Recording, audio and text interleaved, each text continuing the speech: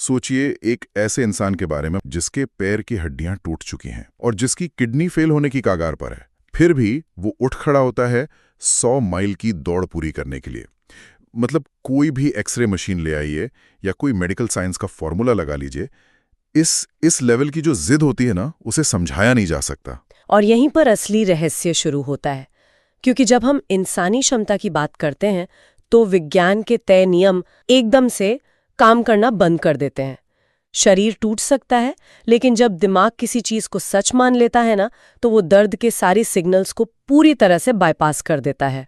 इसे हम क्षमताओं की एक धुंधली दुनिया कह सकते हैं, जहां फिजिकल बाउंड्रीज से ज्यादा मेंटल बाउंड्रीज का खेल चलता है।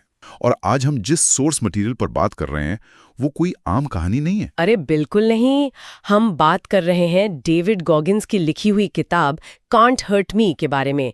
हमारा मिशन आज ये समझना है कि कैसे दुनिया का सबसे कमजोर, डरा हुआ और शोषित इंसान, मतलब एक आम सा लड़का, हार्डेस्ट मैन अलाइव बन सकता है। और इस किताब की शुरुआत में ही बहुत दिलचस्प किस्सा है, जहां गॉगिन्स MIT के एक बड़े लेक्चर हॉल में बैठे हैं, जहां एक बहुत सम्मानित प्रोफेसर ने जेनेटिक सीलिंग्स की बात की थी। उस प्रोफेसर का दावा था कि हर इंसान की एक फिजिकल और मेंटल लिमिट होती है, जिसे चाहे आप कुछ भी कर लें, पार किया ही नहीं जा सकता। लेकिन वहां भरी सभा में गॉगिन्स ने खड़े होकर उस प्रोफेसर को गलत साबित किया। उन्होंने कहा कि हमेशा दुनिया में 1% यानी 1% लोग ऐसे होते हैं जो किसी भी बाधा को पार करने के लिए तैयार रहते हैं। और अगर इस बहस का हम गहराई से विश्लेषण करें तो समझ आता है कि ये सफर सिर्फ बॉडी बनाने या फिजिकल स्ट्रेंथ का नहीं है, ये पूरी तरह से दिमाग की रीवायरिंग के बारे में है। जो लोग इस 1% में आते हैं वो अपनी जेनेटिक लिमिट से नहीं लड़ते, वो अपने दिमाग के उस हिस्से को हैक कर लेते हैं जो उन्हें रुकने के लिए कहता है। तो चलिए इस रिवायरिंग को थोड़ा और डीपली समझते हैं। अक्सर क्या होता है ना कि महान कहानियों की शुरुआत किसी बहुत ही इंस्पायरिंग मोमेंट से होती है, पर गॉगिन्स का बचपन न्यूयॉर्क के बफलो शहर के एक बहुत पॉश इलाके विलियम्सविल में शुरू हुआ। देखने में तो वो बिल्कुल अमेरिकन ड्रीम जैसा था। हाँ, बड़ा सा घर, ड्राइववे में रोल्स रॉयस खड़ी है, मर्सिडीज खड़ी है, लेकिन बंद दरवाजों के पीछे, बाप रे, वो एक असली नरक था। उनके पिता ट्रूनिस गॉगिन्स एक बेहद अत्याचारी इंसान थे। वो ईस्ट बफलो में स्केटलैंड नाम का एक रोलर रिंग चलाते थे। अब सोचिए एक 6 साल के बच्चे की जिंदगी कैसी होनी चाहिए, खेलना, कूदना, स्कूल जाना। वही ना। लेकिन उस 6 साल के बच्चे को रात रात भर वहां काम करना पड़ता था। स्केटिंग शूज साफ करना, बदबूदार बाथरूम रगड़ना और फिर बिना सोए सीधे स्कूल जाना, जहां वो थकावट के मारे डेस्क पर ही सो जाते थे। ये सिर्फ नींद की कमी नहीं थी, ये एक बहुत गहरा मेंटल और इमोशनल ट्रॉमा था जो उस छोटे से बच्चे के दिमाग में बैठ रहा था। उनके पिता का अपने परिवार पर पूरा कंट्रोल था, एक तरह का सिस्टमैटिक अब्यूज, जहां परिवार के लोग बंधुआ मजदूरों की तरह थे। और ऐसे माहौल में मैं बता दूं, एक बच्चे का नर्वस सिस्टम हमेशा फाइट और फ्लाइट मोड में रहता है, हमेशा डर में जीना। दिमाग हमेशा किसी नए खतरे की उम्मीद कर रहा होता है। किताब में उस एक खौफनाक रात का जो जिक्र है ना, वो सच में रूह कंपा देने वाला है। जब उनकी माँ ने उनके पिता की बेवफाई पकड़ ली तो ट्रूनिस ने उन्हें बेल्ट से इतनी बुरी तरह पीटा कि वो खून से लथपथ हो गई। और उस वक्त उस 6 साल के बच्चे ने अपनी माँ को बचाने के लिए अपने बाप पर हमला कर दिया। और इसके बाद किसी तरह उनकी माँ उन्हें और उनके भाई को लेकर इंडियाना भाग गई। लेकिन इंडियाना कोई स्वर्ग नहीं था, वहां गरीबी थी और रेसिज्म यानी नस्लभेद ने उनका बाहें खोलकर स्वागत किया। स्कूल में उन्हें लगातार नस्लभेदी गालियां सुननी पड़ी। जब शुरुआत ही इतने भारी ट्रॉमा से हो, जहां पैसा नहीं, सुरक्षा नहीं, तो इंसान जिंदगी बनाता कैसे है? साइकोलॉजी में इसे लर्न्ड हेल्पलेसनेस कहते हैं, यानी सीखी हुई लाचारी। जब ट्रॉमा इतना ज्यादा हो तो लोग खुद को हमेशा के लिए पीड़ित मान लेते हैं। और इंडियाना आने के बाद गॉगिन्स की जिंदगी भी लगभग उसी दिशा में जा रही थी। उनका वजन लगभग 300 पाउंड यानी 136 किलो हो चुका था, और वो इकोलैब नाम की एक कंपनी के लिए रात में रेस्टोरेंट्स में कॉकरोच मारने का काम करते थे। दिन भर जंक फूड खाना, रात को कीड़े मारना। और इसके साथ ही वो एयरफोर्स का ASVAB टेस्ट बार बार फेल हो रहे थे। यहां मैं थोड़ा रोकना चाहूंगा। जो लोग नहीं जानते, ASVAB यानी armed services vocational aptitude battery, ये कोई बहुत मुश्किल इंजीनियरिंग का टेस्ट नहीं है, ये बेसिक मैथ्स और इंग्लिश का टेस्ट है जो यूएस मिलिट्री में एंट्री के लिए जरूरी होता है, और वो इसे भी पास नहीं कर पा रहे थे। यही वो पॉइंट था जिसे वो बॉटम ऑफ द बैरल कहते हैं, जिंदगी का सबसे निचला हिस्सा। और यहीं से एक बहुत ही क्रांतिकारी कॉन्सेप्ट निकल कर आता है, अकाउंटेबिलिटी मिरर, यानी जवाबदेही का आईना। क्योंकि देखा जाए तो ज्यादातर लोग जब शीशे में देखते हैं तो अपनी कमियों को इग्नोर कर देते हैं। हम खुद को फेक तसल्ली देते हैं कि अरे कोई बात नहीं, कल से सब ठीक हो जाएगा। पर उन्होंने उस फेक मोटिवेशन को पूरी तरह निकाल फेंका।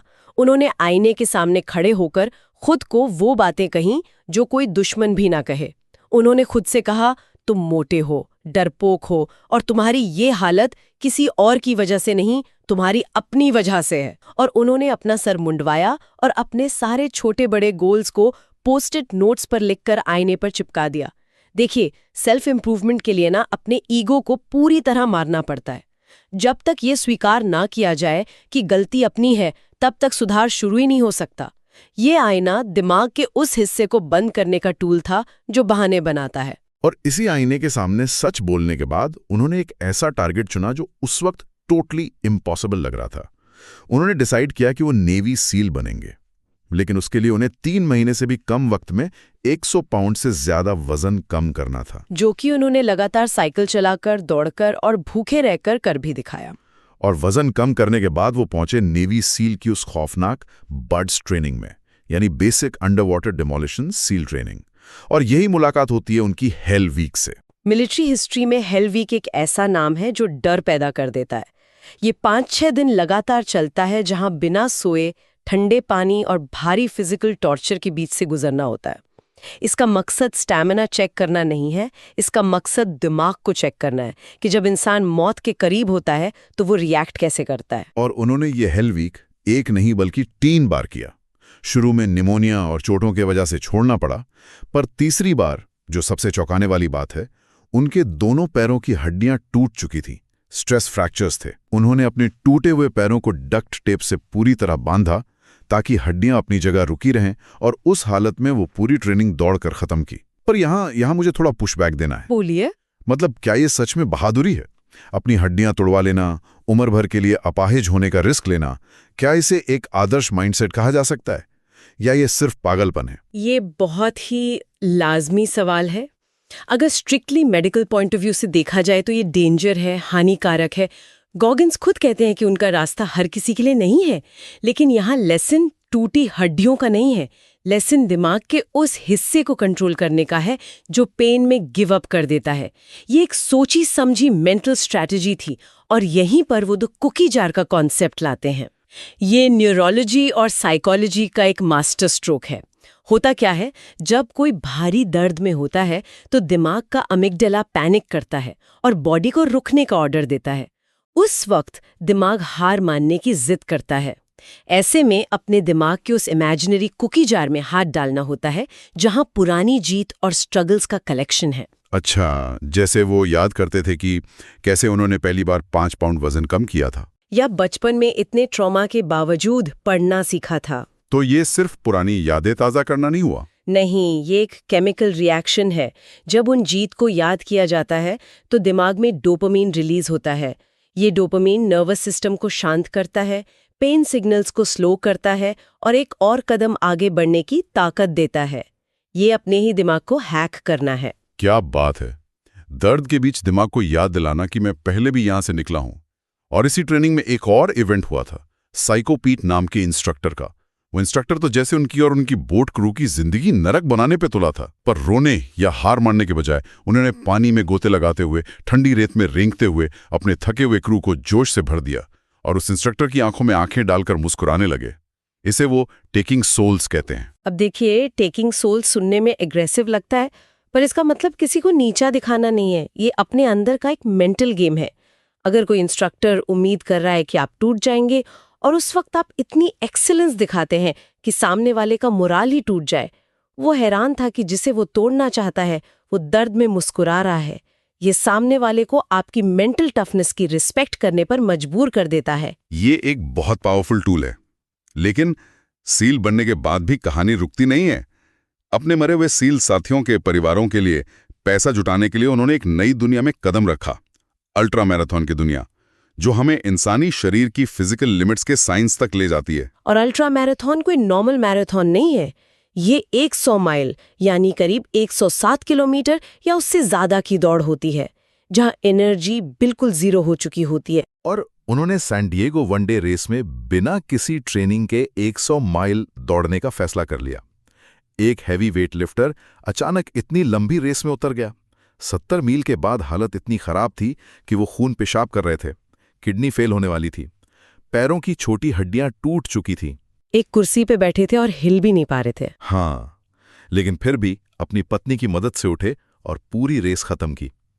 फिर उन्हें जैसे इसकी लत लग गई, डेथ वैली की बैड वाटर 135 जैसी खतरनाक रेस की तैयारी शुरू कर दी। उस गर्मी के लिए तैयार होने को वो सौना में हीटर के सामने घंटों बैठे रहते थे। यहां ये सब बहुत दिलचस्प हो जाता है कि कोई इंसान दर्द से भागने के बजाय दर्द को अपना सबसे अच्छा दोस्त कैसे बना सकता है। इसके पीछे साइंस क्या है? इसके पीछे एक बहुत डीप बायोलॉजिकल कॉन्सेप्ट है, जिसे वो द 40% रूल कहते हैं। हमारे दिमाग में एक गवर्नर होता है, जैसे गाड़ियों में होता है, जो इंजन को ज्यादा तेज चलने से रोकता है। बिल्कुल वैसा ही, ताकि इंजन गर्म होकर फट ना जाए। दिमाग का प्राइमरी काम हमें खुश रखना नहीं है, हमें जिंदा और सेफ रखना है। तो जब हमें लगता है कि हम थक चुके हैं, वो दिमाग बस हमें सेफ रखने के लिए रोक रहा होता है। सही पकड़ा। जब दिमाग चीख चीख कर कहता है कि एनर्जी खत्म है, अब एक कदम नहीं रखा जाएगा, उस वक्त असल में टोटल कैपेसिटी का सिर्फ 40% ही यूज हुआ होता है। बाकी का 60% एक्सेस करने के लिए उस मेंटल गवर्नर को बाईपास करना पड़ता है, और वो तभी होता है जब रोज थोड़ा थोड़ा अपनी पेन टॉलरेंस बढ़ाई जाए। तो 40% रूल का सीधा मतलब है कि जब लगे कि बस खत्म, तब आधी से कम क्षमता यूज हुई है। ये अजीब सी एनर्जी देता है। लेकिन इस रूल को लगाने के बाद भी और इतनी मेहनत के बाद भी हर बार जीत नहीं मिलती। उनकी जिंदगी में इसके बाद कई बड़ी फेलियर्स आईं, और शायद वहीं से सबसे प्रैक्टिकल सीख मिलती है। हाँ, क्योंकि मजबूत दिमाग का मतलब हमेशा जीतना नहीं, बल्कि हार को हैंडल करना होता है। जैसे आर्मी की सबसे एलीट यूनिट डेल्टा फोर्स के सिलेक्शन में 40 माइल का लंबा मार्च था, और बिल्कुल एंड में आकर वो रास्ता भटक गए और फेल हो गए। फिर द टुडे शो पर लाइव टीवी पर 24 घंटे में सबसे ज्यादा पुलअप्स का वर्ल्ड रिकॉर्ड तोड़ने की कोशिश की। पूरा देश देख रहा था। और जिस बार पर वो लटके थे वो ढीला था। हाँ, 2500 पुलअप्स के बाद मसल्स फेल हो गई और वो लाइव टीवी पर फेल हो गए। यहीं पर उन्होंने आफ्टर एक्शन रिपोर्ट यानी AAR का यूज किया। ये मिलिट्री का तरीका है जहां किसी भी ऑपरेशन के बाद, चाहे हिट हो या फ्लॉप हो, उसका बिना इमोशन के एनालिसिस होता है। उन्होंने अकेले बैठकर रोने या ब्लेम करने के बजाय एक पेपर पर लिखा कि क्या गलती हुई। ग्रिप वीक थी, बार गलत था। उन्होंने फेलियर को सिर्फ डेटा की तरह लिया। तो आम लोग इसे कैसे यूज कर सकते हैं? मान लीजिए ऑफिस का कोई प्रोजेक्ट फेल हो गया या इंटरव्यू क्लियर नहीं हुआ। आम जिंदगी में जब फेलियर आती है तो लोग इमोशंस में बह जाते हैं, किस्मत को कोसते हैं। AR सिखाता है कि इमोशंस को साइड में रखो और पेपर पर लिखो कि ऑब्जेक्टिवली क्या गलत हुआ। प्रेपरेशन कम थी, टाइम मैनेजमेंट खराब था। जब आप उसे डेटा पॉइंट बनाते हैं तो इम्प्रूवमेंट दिखने लगती है, और इसी का नतीजा था कि कुछ महीनों बाद उन्होंने सही बार के साथ वापस आकर 4030 पुलअप्स की और रिकॉर्ड तोड़ दिया। कमाल है। तो इन सब का एंड क्या है? इतनी रेसेस, सील बनना, रिकॉर्ड्स तोड़ना, क्या ये इंसान कभी सेटिस्फाई होता है? इसका छोटा सा जवाब है नहीं। उनका एक रूल है, the refrigerator is never full, यानी कल जो हासिल किया वो कल के साथ खत्म। हर सुबह 0 से स्टार्ट करना है। इसे ही वो अनकॉमन अमंगस्ट अनकॉमन कहते हैं, यानी जो ऑलरेडी असाधारण है उनमें भी सबसे अलग बनना। इस जर्नी में आराम नहीं है। ये सच में एक एंडलेस दौड़ है। लेकिन इस किताब का एक आखिरी हिस्सा भी है जो इस सबको एक नए नजरिए से दिखाता है। पूरी जिंदगी अपने शरीर को टॉर्चर करने और हड्डियां तोड़वाने के बाद एक वक्त आया जब उनका शरीर फाइनली जवाब दे गया। हाँ, वो इस कदर टूट चुके थे कि बिस्तर से उठ भी नहीं पा रहे थे। डॉक्टर्स भी हैरान थे। फिर डीप चेकअप में पता चला कि उनके दिल में जन्म से ही एक छेद था, एट्रियल सेप्टल डिफेक्ट। सोचिए, जिस आदमी ने 100 माइल की रेस दौड़ी, हेल वीक पास किए, उसका दिल कभी पूरी ऑक्सीजन पंप ही नहीं कर पा रहा था। उस वक्त बिस्तर पर उन्हें लगा अब मौत तय है। लेकिन यहीं पर एक शिफ्ट आता है। जिंदगी के इस सबसे लाचार पल में उन्हें एक अजीब सी शांति मिलती है।